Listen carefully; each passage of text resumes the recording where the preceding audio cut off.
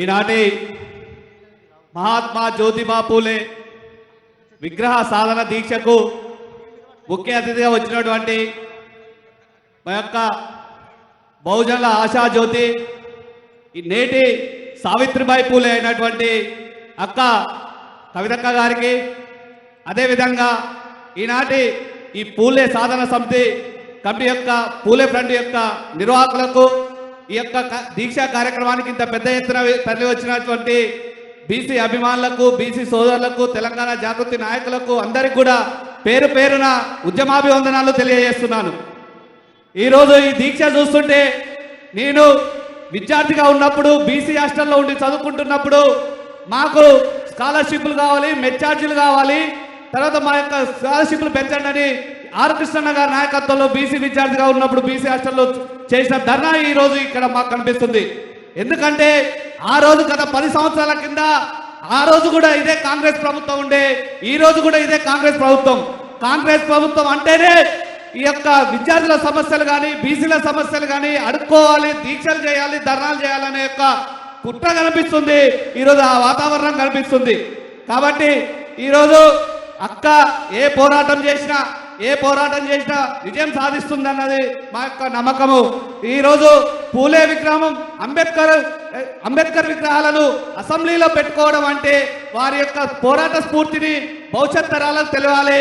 అసెంబ్లీలో చట్టాలు చేసేవారు ఉంటారు కాబట్టి ఆ చట్టాలు చేసేవారికి ఈ పూలే యొక్క, అంబేద్కర్ గారి యొక్క స్ఫూర్తి కనబడాలి, వారు ఆదర్శంగా ఉండాలన్న ఉద్దేశంతో ఈరోజు అంబేద్కర్ విగ్రహం కానీ, పూలే విగ్రహం కానీ అసెంబ్లీలో పెట్టాలన్న ఒక డిమాండ్ తీసుకొచ్చింది.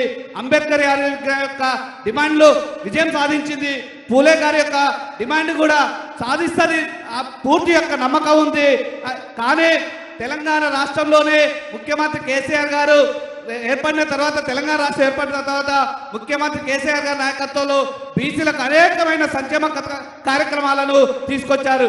ఏదైతే పూలే చెప్పాడో చదువు ద్వారానే ఈ వర్గాలు అభివృద్ధి చెందుతాయని చెప్పాడో, ఆ యొక్క పూలే గారి యొక్క ఆలోచన విధానం ప్రకారము తెలంగాణ రాష్ట్రం ఏర్పడిన తర్వాత వెంటనే సంక్షేమ హాస్టల్ విద్యార్థులు ఎప్పటి నుండో కోరుకుంటున్నటువంటి సన్నబియ్య పథకాన్ని ఎవరు అడగక ముందుకే అసెంబ్లీలో ప్రకటించి సంక్షేమ హాస్టల్ విద్యార్థులకు సన్నబియ్యంతో యొక్క నాణ్యమైన భోజనాన్ని పెట్టాడు.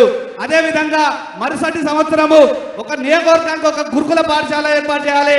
ఉన్నత వర్గాల వారే కార్పొరేట్ విద్యను చదువుకోవడం కాదు, బడుగు బలహీన వర్గాల వారు, ఎస్సీ ఎస్టీ బీసీ విద్యార్థులు కూడా కార్పొరేట్ విద్యను చదువుకోవాలి, ఇంగ్లీష్ మీడియం విద్యను చదువుకోవాలని చెప్పి ఒక్కొక్క నియోజకవర్గానికి ఒక్కొక్క గురుకుల పాఠశాల ఏర్పాటు చేసి 2 దఫాలుగా దాదాపు ఎస్సీ ఎస్టీ బీసీ అన్ని కలిపి కూడా 1000కి పైగా గురుకుల పాఠశాలను ఏర్పాటు చేసి ఈరోజు ఒక్కొక్క విద్యార్థిపై 1,25,000 రూపాయలు ఖర్చు చేసి నాణ్యమైన విద్యను అందించడం జరిగింది. కానీ రేవంత్ రెడ్డి గారి నాయకత్వంలో తెలంగాణలో కాంగ్రెస్ ప్రభుత్వం ఏర్పడిన తర్వాత ఒక కుట్రపూరితంగా ఈరోజు గురుకుల పాఠశాలలన్నింటినీ కూడా నిర్వీర్యం చేసి ఆ పాఠశాలల్లో విద్యార్థులను వేస్తే మా పిల్లలు చనిపోయేస్తారు, వద్దు ఈ గురుకుల విద్య అనే భయాన్ని తల్లిదండ్రుల్లో ఈరోజు కలగజేస్తున్నారు. ఎందుకంటే ఈ విద్యార్థులు చదువుకుంటే భవిష్యత్తులో వీరు పెద్దగా ఎదుగుతారు కాబట్టి ఈ విద్యార్థులకు, బడుగు బలహీన వర్గాలకు చదువును దూరం చేయాలన్న ఒక కుట్రతోని ఈరోజు రేవంత్ రెడ్డి గారి ప్రభుత్వం చేస్తుంది. అదేవిధంగా మేము ఒకటే చెప్తున్నాము, కేసీఆర్ గారి నాయకత్వంలోనే 2020లోనే ట్యాంక్ బండ్పై పూలే గారి విగ్రహాన్ని ఏర్పాటు చేయాలని నిర్ణయం జరిగింది. కొన్ని అనివార్య కారణాల వల్ల, ఎలక్షన్ కోల వల్ల ఆ యొక్క పని ముందుకు పడలేదు. మేము ఇప్పుడే ఒకటే చెప్తున్నాము, కవితక్క గారి నాయకత్వంలో కవితక్క గారు ఏ పోరాటం చేసినా ముందు పోతుంది. ఈ యొక్క 3 సంవత్సరాల కార్యక్రమాల్లో తప్పకుండా పూలే గారి విగ్రహం తలకి కాంగ్రెస్ ప్రభుత్వాన్ని, రేవంత్ రెడ్డి గారి ప్రభుత్వాన్ని తలకి ఇచ్చి విగ్రహాన్ని ఏర్పాటు చేస్తాం. లేని పక్షంలో రాబోయేది 3 సంవత్సరాల తర్వాత మళ్ళీ కేసీఆర్ గారి నాయకత్వంలో మన ప్రభుత్వమే.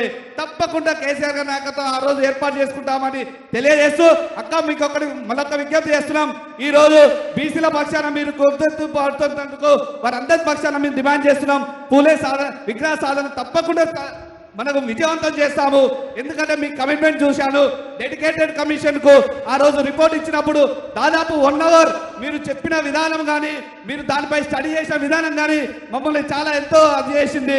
కాబట్టి రాబోయే రోజుల్లో స్థానిక సంస్థలు ఎట్లాగో వస్తాయి, చట్టసభల్లో బీసీలకు రిజర్వేషన్లు కల్పించే బాధ్యతను కూడా ఆ పోరాటాన్ని కూడా మీరు ఎత్తుకోవాలి.